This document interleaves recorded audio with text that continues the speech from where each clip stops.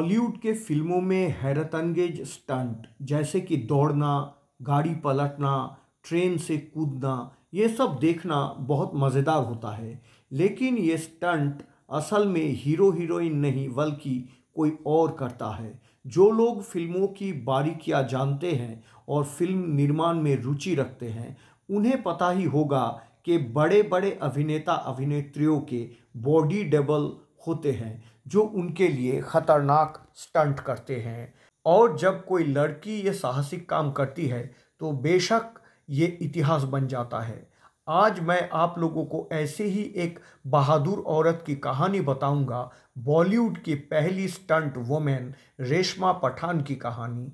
क्या आपको फिल्म शोले का वो मशहूर सीन याद है जिसमें बसंती एक टांगे पर सवार होकर गब्बर सिंह के गुर्गों से भाग रहा था और तांगा जो तेज गति से भाग रहा था अचानक एक चट्टान से टकराकर पलट जाता है।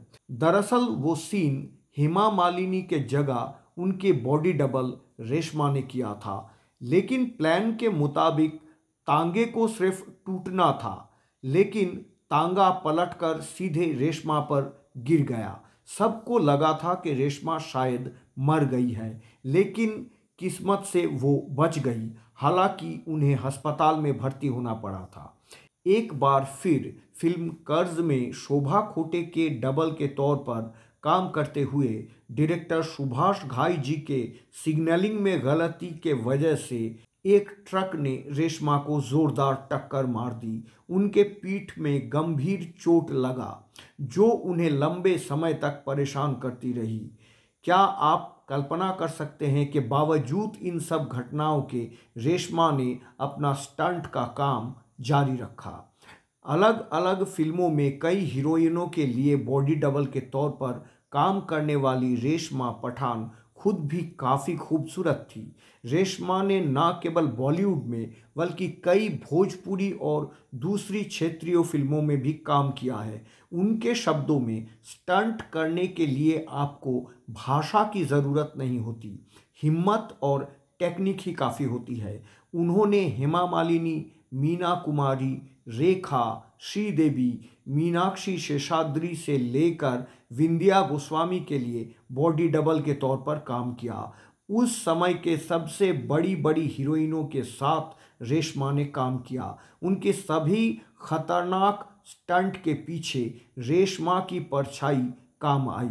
मगर एक ऐसा समय था जब रेशमा का परिवार बेहद गरीबी में जी रहा था।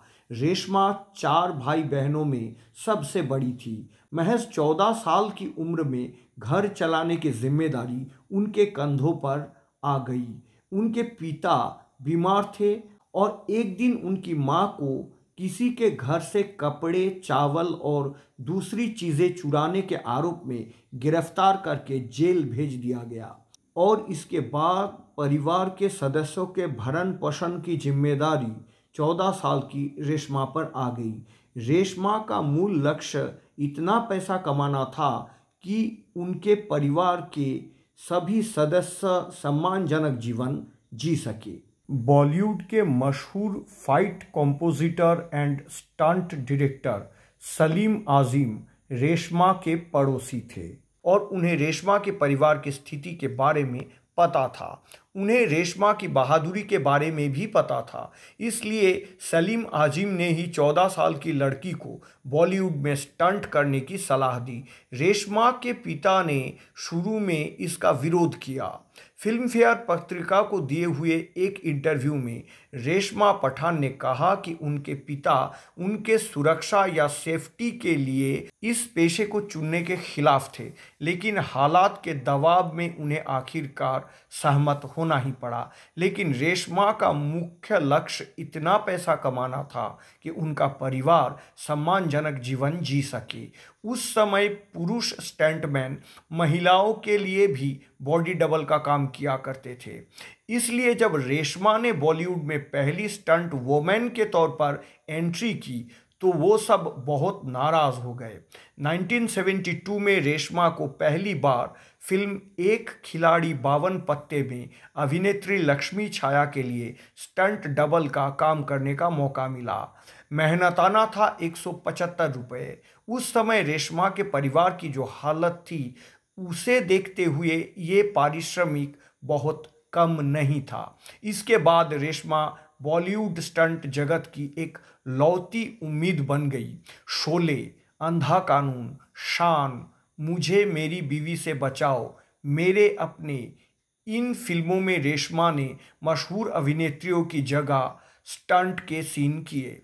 1980 में उन्होंने स्टंट डायरेक्टर शुक्र पठान से शादी कर ली। फिर अचानक 1984 में जब फिल्मों में स्टंट पर रोक लगाने वाला कानून पारित हुआ तो उनकी दुनिया अचानक बदल गई। रेशमा को तंगी का सामना एक समय करना पड़ा था। उन्होंने तंगहाली देखी थी, इसलिए वो अपने पीक टाइम में अपने आय का एक हिस्सा बचाती थी। इन मुश्किल समय में उनकी पुरानी बचत की आदतें रेशमा की बहुत काम आई। स्टंट वर्क से रिटायर होने के बाद भी उन्होंने फिल्म इंडस्ट्री नहीं छोड़ी। रेशमा पठान आज भी सक्रिय है। Reshma Pathan stunt artist union से जुड़ने वाली पहली महिला सदस्य थी। वो वर्तमान में लगभग 71 वर्ष के हैं। वो स्टंट परफॉर्मेंस से रिटायर तो हो चुकी है, लेकिन टीवी सीरियल्स में छोटे मोटे भूमिकाएं निभाते हैं। 2019 में उनके जीवन पर बनी biopic the Sholay girl release हुई। 2023 में उन्होंने इंडियाज़ बेस्ट डांसर शो में हिस्सा लिया और दर्शकों से अपनी अतीत की कहानी शेयर की। रेशमा पठान अभी भी फिल्म इंडस्ट्री से जुड़ी हुई है और प्रेरणा के प्रतीक है। आनंद एंटरटेनमेंट परिवार के तरफ से रेशमा पठान को हार्दिक शुभकामनाएं, सलाम और श्रद्धा अर्पण किया जाता है।